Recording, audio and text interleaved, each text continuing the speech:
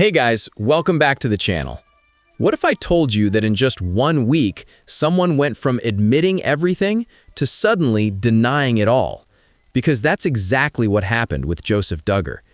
In the span of just a few days, Joseph went from openly confessing what he had done to standing in court and pleading not guilty. And the timing? It's not random. The moment he reconnected with his family and with his father stepping in to fund his legal defense, everything changed. Now here's where it gets even more interesting. I've gone through every single recorded phone call from the Washington County Detention Center, and I mean all of them. Just this afternoon, I received the full set of available recordings, and listening to these calls, it paints a very different picture.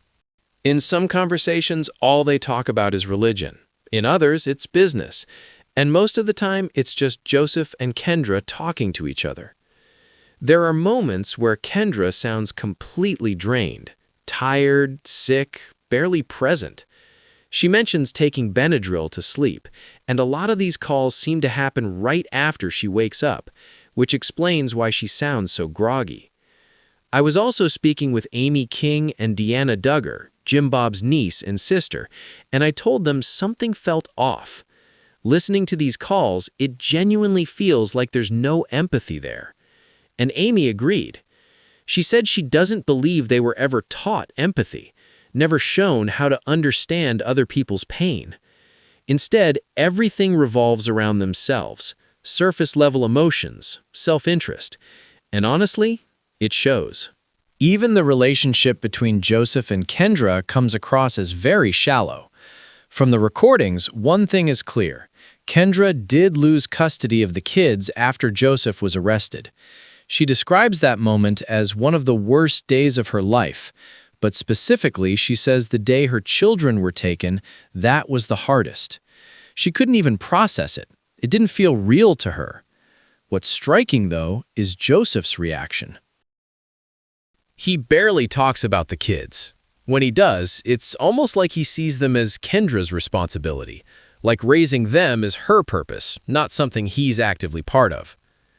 There were 13 calls in total, though not all connected.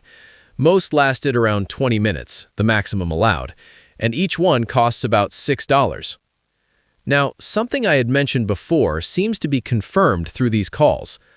Publicly, the family distances themselves and condemns Joseph. Privately, it's the opposite.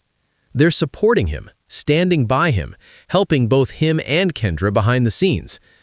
Kendra even talks about spending time with Katie Duggar and Jessa, just casually hanging out as if everything is normal. And that raises a bigger question. Why hasn't the family spoken up for the victim? Because honestly, it doesn't seem like they believe Joseph did anything wrong. Instead, they frame this as an attack, like they're under some kind of spiritual or personal assault. There's also discussion about legal documents Joseph received from his attorney, Travis. These papers are tied to an ongoing investigation involving law enforcement and DCFS. They go over statements from family members, including Abby Duggar. But here's the part that stands out. Even while reviewing these reports, even while acknowledging what's being said, they brush it off like it's nothing serious, just something they've already talked about. No urgency, no real concern. And that mindset keeps repeating. They don't talk about wrongdoing. They talk about inconvenience. They position themselves as victims. There's another moment where they discuss a meeting with DCFS where Kendra's ability as a parent is questioned. She reassures Joseph she trusts him completely. He reassures her back. They reinforce each other. But at the same time, her role as a mother is being examined, whether she can actually provide a safe, stable environment for her children. Then we hear a very emotional call. Kendra breaks down. She tells Joseph she can't be there for him right now, not the way she used to, because her priority has to be the kids.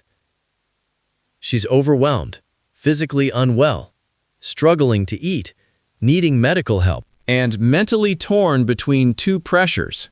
On one side, people telling her to stand by her husband. On the other, people telling her to focus on protecting her children.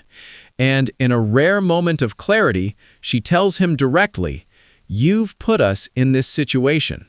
She knows, but at the same time, she feels guilty because in her belief system, she's supposed to put her husband first. That conflict is constant. Then there's another key moment. She tells him, "Everyone still loves you, even if they're disappointed."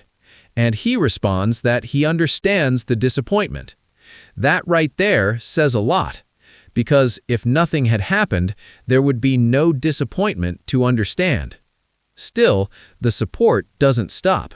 Family members are helping with finances, legal matters, even business operations, trying to make it look like Kendra has income so she can prove stability. They talk about faith, about trusting God, about reading the Bible, and they frame everything as a spiritual test rather than accountability. They even suggest their understanding of God was distorted by people around them.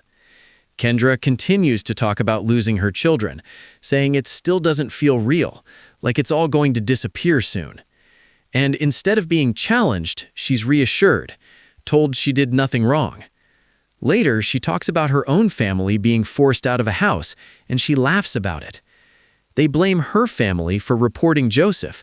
They see themselves as the ones who were wronged. Meanwhile, the entire Duggar family is involved, handling different responsibilities like a system, some focusing on legal matters, others on business, others on support.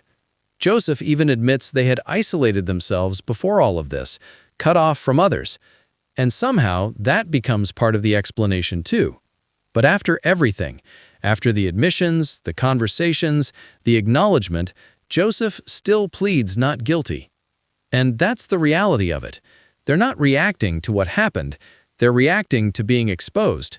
And honestly, this is only a small portion of what's come out so far. There's still a lot more to unpack, including Joanna's involvement, which we'll get into next. Let me know what you think down in the comments. Don't forget to like the video, subscribe if you haven't already, and hit the bell so you don't miss what's coming next. Thanks for watching. I'll see you in the next one.